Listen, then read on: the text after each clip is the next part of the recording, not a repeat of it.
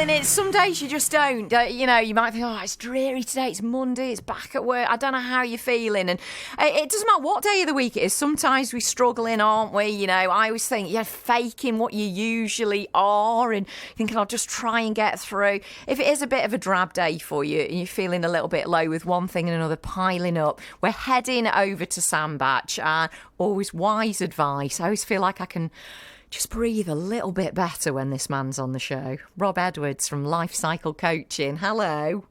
Hello, Lou. Keep breathing. You're all right. You just bring a little bit of assurance, don't you? And a massive thank you, because I came back after Shielding, so it's about a year ago. It's more than that, isn't it? It's more than that, yeah. Yeah, about 13, 14 months. You've been a big part of the show, and just getting us through them days where you're just feeling a bit, ugh.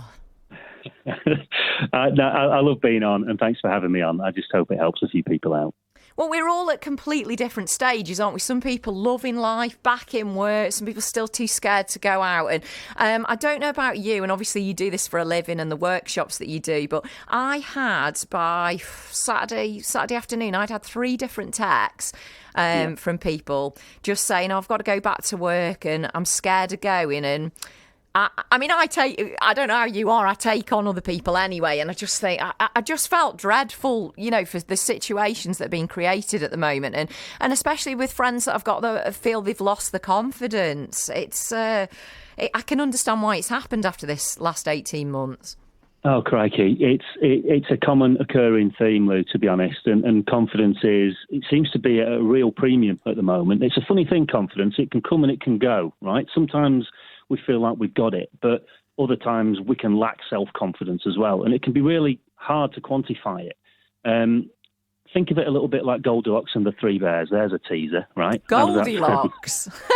Right. I wasn't expecting that.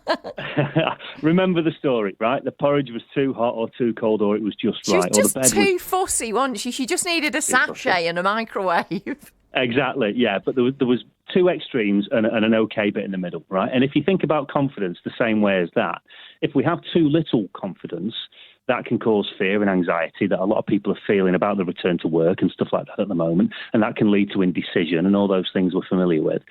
But on the other side of the scale, too much confidence can be a bit of a bad thing as well, because that can lead to like a lack of a care of attention. And if we're not careful, we can become a bit complacent in our jobs or in ourselves or in our relationships. So it's not about being confident. It's just about having a healthy level of self-confidence in the right measure. Does that make sense? Yeah, it does. It does. And again, we're all different, and I don't know what triggers other people. For me, I'm sitting here thinking, obviously I worked at Signal for like 17 years, and I remember I was so lucky. The BBC had phoned up and said, do you want to come across? Do you want to have a chat? And I went, no, I don't want to do this anymore. I don't. And I remember this went on for weeks, Rob. I don't want to do this anymore. It's been really nice. And I went back to my old job at the theatre, and I thought I meant that at the time, and it felt a little bit like that in Shielding. And my boss is in today, Anne, and I was in a terrible state. She phoned me and I said, I don't think I can do it anymore, Anne. I don't think I can do it. And for anyone who feels like that today, who hasn't gone back to work yet and it is feeling exactly that, what do you do?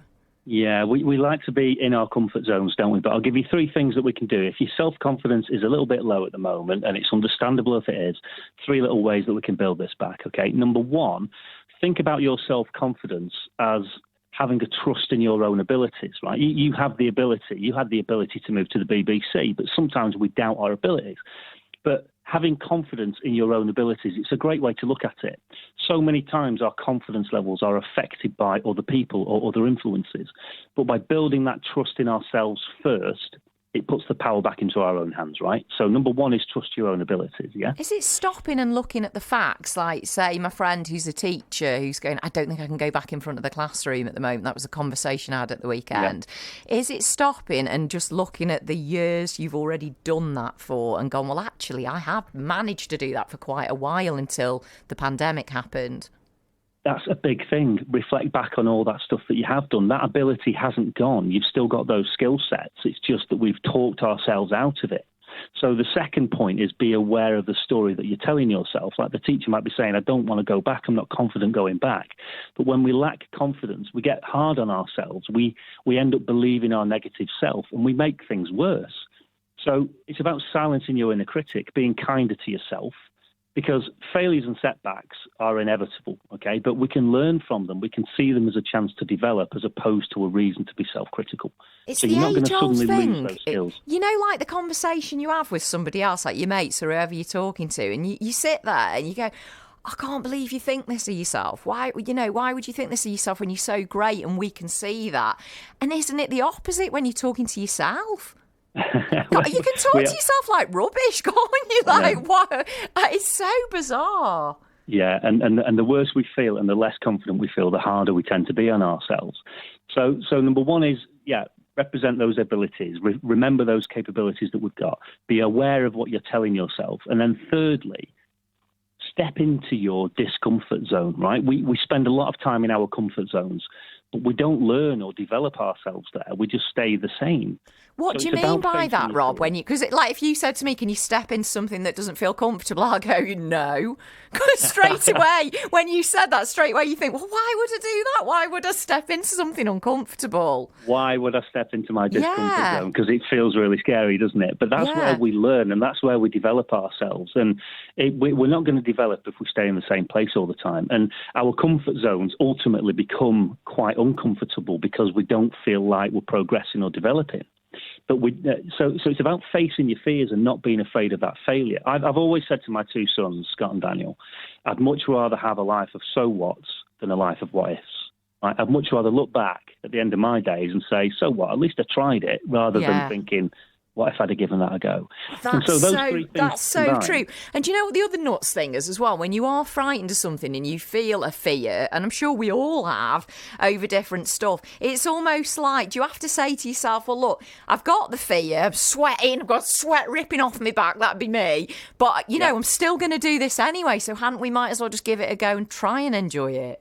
100%. Feel the fear and do it anyway. We get fearful of making an idiot of ourselves or getting something wrong, but we learn through failure. There's beauty on the other side of failure because we've learned something new or we've had a different experience, and we're not got to be fearful of that. Sometimes what we're fearful of, we're fearful of the fear, not the actual thing itself.